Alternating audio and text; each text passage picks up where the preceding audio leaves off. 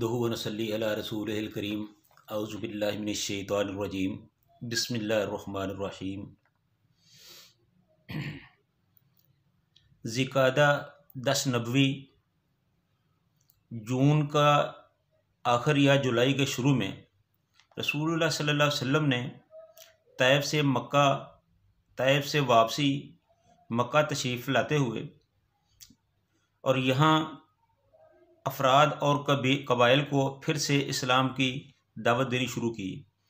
क्योंकि मौसम हज करीब था, इसलिए फ़रीदा हज की अदायगी के लिए दूर नज़दीक हर जगह से लोग पैदल और सवारियों पे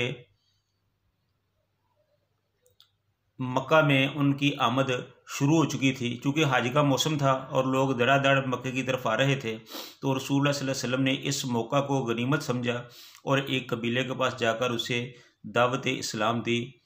जैसे कि नबूवत के चौथे साल से आप सल्लल्लाहु अलैहि वसल्लम का ये मामूल था। तो रसूलुल्लाह सल्लल्लाहु अलैहि वसल्लम ने जिन कबाइल को इस्लाम की दावत दी, जिनके पास रसूलुल्लाह सल्लल्लाहु अलैहि वसल्लम तशरीफ़ ले गए, उनमें बनु आमिर बिन सासा, महरब बिन खसफ़ा, फ़ज़ारा, गस्सान, मर्रा, हनीफ़ा, सुलैम, अबस, बनु नसर, बनु अलबका, कलब, हारिस और हारिस बिन काब थे। तो इस तरह रसूलुल्लाह सल्लल्लाहु अलैहि वसल्लम ने इन सब को दावत दी। तो बनु कलब वालों को दावत दी तो उन्होंने अच्छे तरीके से उसका जवाब दिया। ना तो उन्होंने माना और ना उन्होंने कोई काबिल एतराज़ बात की। उसके बाद रसूलुल्लाह सल्लल्लाहु अलैहि वसल्लम ने बनु हनीफ़ा को इस्लाम की दावत दी, तो उन लोगों ने बड़ी सख्ती के साथ और बड़ी बदतमीज़ी के साथ रसूलुल्लाह सल्लल्लाहु अलैहि वसल्लम को जवाब दिया, उनकी दावत को रद्द कर दिया। तो उसके बाद बनु आमिर बिन सासा, उनके पास रसूलुल्लाह सल्लल्लाहु अलैहि वसल्लम तशरीफ़ ले गए, उनको इस्लाम की दावत दी।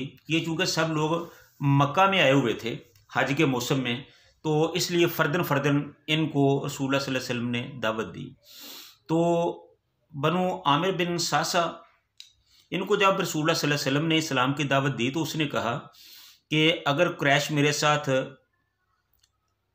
तामन करे तो मैं पूरे अरब को कंट्रोल कर सकता हूँ। तो आप मेरे साथ मुझे ये बताएं कि अगर हम आपके साथ तामन करें और पूरे अरब पर छा जाएं, तो आप अपने बाद अपना हुक्मरान, अपना खलीफा किसको बनाएंगे? बल्कि उन्होंने अपना नाम पेश किया कि उसके बाद आप हमें हुकूमत देंगे।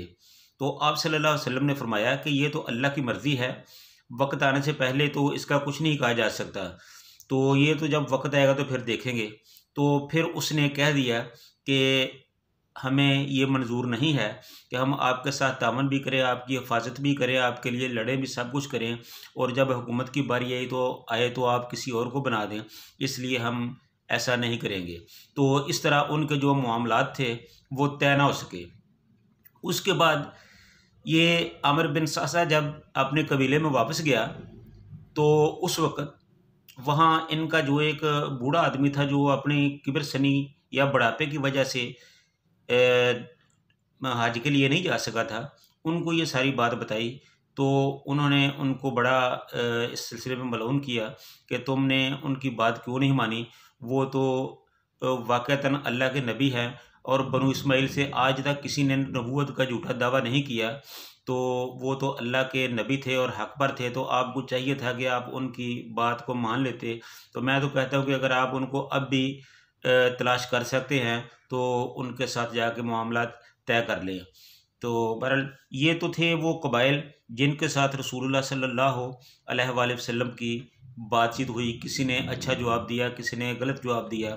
उसके बाद रसूलुल्लाह सल्लल्लाहु अलैहि वसल्लम ने फ़र्दन लोगों से मुलाकात की और जिन कुछ अफराद के साथ रसूलुल्लाह सल्लल्लाहु अलैहि वसल्लम मिले। उनमें सुवैद बिन सामित थे, जो उनको रसूलुल्लाह सल्लल्लाहु अलैहि वसल्लम ने दावत दी तो वो मुसलमान हो गए। उसके बाद अय्यास बिन माज थे, वो मदीना वालों के साथ एक वफद की सूरत में कुरैश के साथ बातचीत के लिए आए हुए थे। तो रसूलुल्लाह सल्लल्लाहु अलैहि वसल्लम ने उनके वफद के साथ बातचीत की। तो वो चूँकि कुरैश के साथ गुफ्तगू करना चाहते थे, इसलिए उस वफद में मौजूद अय्यास बिन माज तो उनकी बात को मान गए, लेकिन जो वफद के सरबराह थे उन्होंने आप सल्लल्लाहु अलैहि वसल्लम की बात को कोई अहमियत ना दी।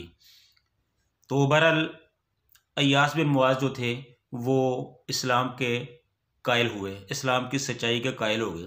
उसके बाद अबू ज़र गफ़ारी रज़ी अल्लाह तआला अन्हु मुसलमान हुए। तो फ़ैल दोसी रज़ी अल्लाह तआला अन्हु वो मुसलमान हुए। और इनके भी मुख्तलिफ़ वाक़यात हैं जो हम अपने वक़्त की वजह से, टाइम की वजह से उसकी तफसील में नहीं जाना चाहते। उसके बाद एक ज़माद अज़दी थे, अज़द कबीला के बड़े मशहूर आदमी थे, तो वो भी मुसलमान हो गए। इसका कुछ वाक़या इस तरह है, मैं उसको मुख्तसर बयान करता हूँ कि जब ये मक्का में हज के लिए आए तो मक्का के जो कुफ़ार थे उन्होंने इन लोगों को कहा, इसे कहा, ज़माद अज़दी से कहा कि हमारे यहाँ एक मोहम्मद नामी आदमी है, वो पागल हो गया है। तो ये जो ज़माद अज़दी था ये झाड़ फूँक का काम करते थे, तो लोगों का अपने अंदाज से इलाज करते थे रूहानी तौर पर। तो मक्के वालों ने कहा कि तुम इस आदमी का इलाज करो, शायद वो उससे ठीक हो जाए। तो ज़माद अज़दी जो थे वो उनसे मिले, तो उनसे बातचीत की कि मुझे ऐसे पता चला है कि आप पागलपन का शिकार हैं या कोई इस किस्म का आपका मसला है, तो अगर आप चाहें तो मैं आपका इलाज करूं। तो आप सल्लल्लाहु अलैहि वसल्लम ने फरमाया कि पहले तुम मेरी बात सुन लो, फिर उसके बाद जो चाहे कर लेना। तो उन्होंने कहा कि हाँ ठीक है। वैसे भी उसने सोचा कि अगर इसकी बात सही होगी तो मैं उसको कबूल करूँगा, अगर ना सही होगी तो फिर मैं खुद इसका इलाज कर दूँगा। तो इस तरह रसूलुल्लाह सल्लल्लाहु अलैहि वसल्लम ने उनके सामने कुरान पाक की तिलावत शुरू कर दी। जब रसूलुल्लाह सल्लल्लाहु अलैहि वसल्लम तिलावत करते गए तो वो इंतहाई इन्हिमाक और पूरी तवज्जो से सुनते रहे। जब आप सल्लल्लाहु अलैहि वसल्लम ने तिलावत ख़त्म की तो ज़माद अज़दी जो थे वो पुकार उठे कि ए मोहम्मद, मुझे तो तुम्हारे बारे में बहुत कुछ कहा था लोगों ने, लेकिन खुदा की कसम तुम वो नहीं हो जो उन्होंने कहा था। तुम ऐसा करो कि जो कलाम तुमने पढ़ा है इसको ज़रा दोबारा से पढ़ो। तो आप सल्लल्लाहु अलैहि वसल्लम ने दोबारा उसे कलाम सुनाया, तो वो सुनकर वहीं बैठा बैठा ही मुसलमान हो गया। इस तरह वो जो रसूलुल्लाह सल्लल्लाहु अलैहि वसल्लम का इलाज करने के लिए आया था वो अपना इलाज करवा बैठा। और जब कुफ़ार को पता चला तो उन्होंने उन पर बड़ी लान तान की कि हमने तो तुम्हें किसी और मकसद के लिए भेजा और ये तुमने क्या कर दिया। तो उसने कहा कि खुदा की कसम वो पागल नहीं है, वो तो अल्लाह का नबी है और सच्चा नबी है। इस तरह ज़माद अज़दी जो थे वो मुसलमान हो गए। उसके बाद रसूलुल्लाह सल्लल्लाहु अलैहि वसल्लम वहाँ से गुज़र रहे थे तो मना की घाटी में कुछ अफराद बैठे थे। तो आप सल्लल्लाहु अलैहि वसल्लम उधर से गुज़रे।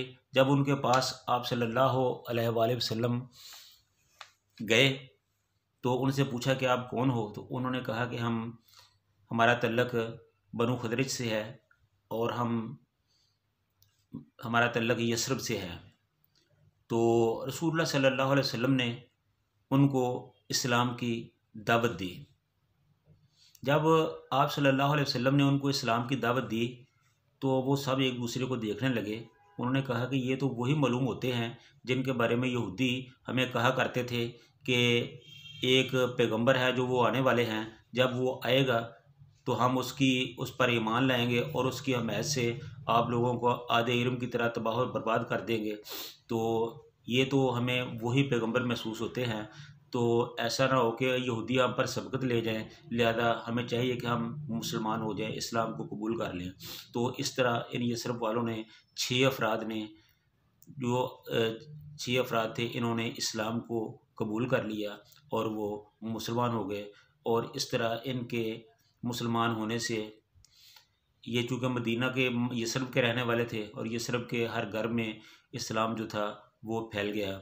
और कुछ जो दूसरे आदमी जमात अज़दी, अमरू बिन दोसी और अबू ज़र गफ़ारी रज़ी अल्लाह ताला अन्हु और इस तरह दूसरे जो अफराद थे वो अपने अपने कबीलों में गए, तो वहाँ भी इस्लाम की बहुत ज़्यादा मशहूरी हो गई। और इस्लाम इस तरह यसरब के तकरीबन हर घर में फैल गया और यसरब के साथ जितने भी छोटे छोटे कबाइल थे वहाँ तक भी इस्लाम की खुशबू फैल गई। तो इस तरह रसूलुल्लाह सल्लल्लाहु अलैहि वसल्लम जो ताइफ से ज़ख्म खुर्दा थे, उनका वो दिल फगार थे, वो बड़े मायूस थे, तो अल्लाह ताला ने उनके लिए ये खुशखबरियाँ बना दी। तो इस तरह अल्लाह ताला ने इस्लाम को मक्का से बाहर अतराफ़ में भी फैला दिया और इस्लाम की किरणें मक्का से बाहर भी मुख्तलिफ़ कबाइल में फैल गई। तो इसके बाद जो दीगर हालात है वो इंशाअल्लाह हम आइंदा अपने दूसरे प्रोग्राम में बयान करेंगे। अल्लाह ताला हमें रसूलुल्लाह सल्लल्लाहु अलैहि वसल्लम की पैरवी और उनके उसवा हसना को अपनाने की तौफ़ीक़ अता फ़रमाए। व आखिरु दावाना अनिल हम्दुलिल्लाहि रब्बिल आलमीन।